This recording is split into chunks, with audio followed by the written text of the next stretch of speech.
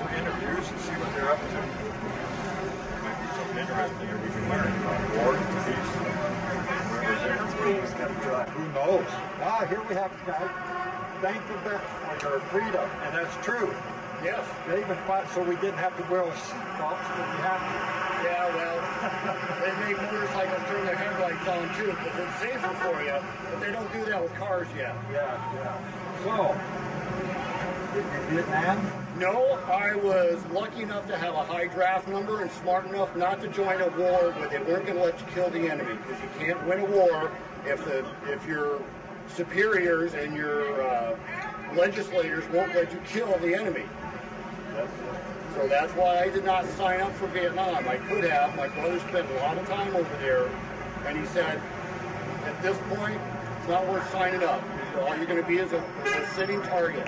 Well, that's true. I signed up on it. Yeah, and they the hard way. And they didn't let you. They didn't let you win. The media and the government at that time made sure that we could not win that war. We were winning, but between the media and all the other sources of information we had, we thought we were losing. Not true. We were winning that war. Just like this war, we are winning. And they're trying to make it sound like we're in deep quagmire. That's a bunch of bull. What do you think is the percentage of such? Well, if you listen to the percentage of the support that we get as opposed to the liberals over on the other corner, we get probably 90% of the response. They get maybe, and that's being nice to them. They might get 10% of the response. So yeah, it's we conservatives are the majority, and even some of the Democrats, not real liberal ones, understand that we need to finish this war. They may not agree with why we started just because they don't want to. Well, escalate Iran?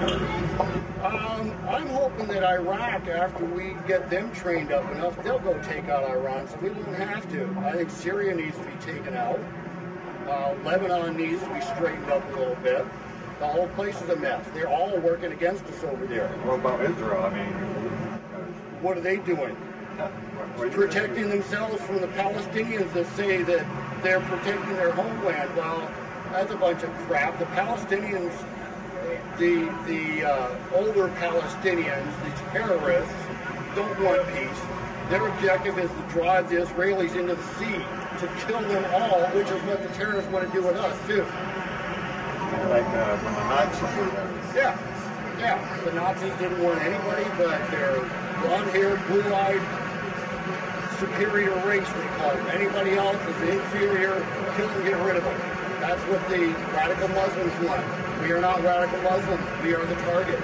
Doesn't matter if we're conservative or liberal. They want us all dead because we are not radical Muslims. I don't know if that's true, but on your point, I got to be careful. I don't want to keep it down, man. I can understand some things you say, though. Then I'm going to go see what those guys have to say over the truth. Well, they got plenty to say, but I don't trust what they say. Yes, thank you, God, for your freedom. Your name? It's Kevin Moeller. Hi, we got Kevin Moeller here.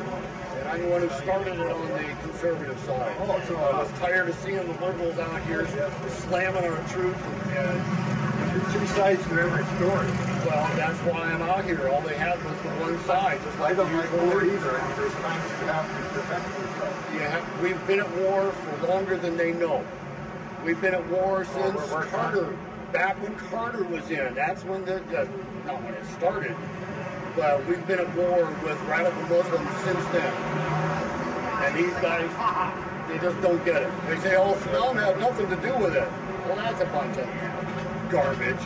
Indirectly, he was connected. You know, and why did we have to go into Iraq? Well, gee, imagine if we didn't. And we're straightening out Afghanistan. Do you think Iraq's going to stand by and do nothing to let us establish democracy in Afghanistan? They'd be doing just what Iran's doing with Iraq. Oh, I thank you for the interview. Okay. Yeah, that's me on there. What channel? Channel 0. Oh, okay. It's a close circle. I want to watch it on the news. Yeah. Okay, start over. How long has this been going on? It's every Friday from noon to 1. sometimes runs a little longer. And we've been doing this for, I've been out here about 2.5, almost 3 years now.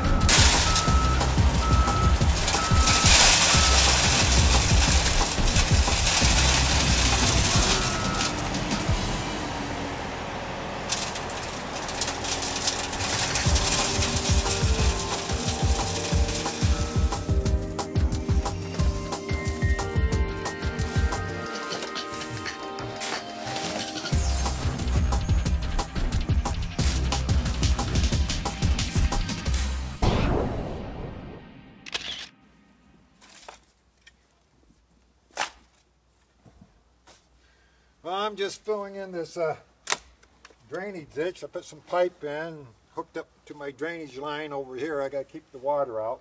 A little bit high above the water table is around this. But as long as I got these ditch, keeps it below, and I don't have any problems with water inside. Now I called my news shows Channel Zero News, and besides seeing the end, let's see the past. And one of my interviews I did was with Officer Friendly. Now this Officer Friendly was a next door neighbor of mine, so it was easy to get the interview. He was Officer Friendly on a show that ran for many years here in Seattle, Washington. And it was J.P. Patches. And a lot of you people probably know J.P. Patches. So I thought I'd take you and show you an interview I did. And then right after the interview, we're going to go down to the town of Salton, which is just 3.5 miles from here, and show you what the community is like and all the people. I call it the train party because they dedicated the information center, and they had a big mural painted on the wall there by my friend Dave, this old bald engine, steam engine he did. Beautiful job he did. So let's go on down there and into the past and then see what it's like there in Salton.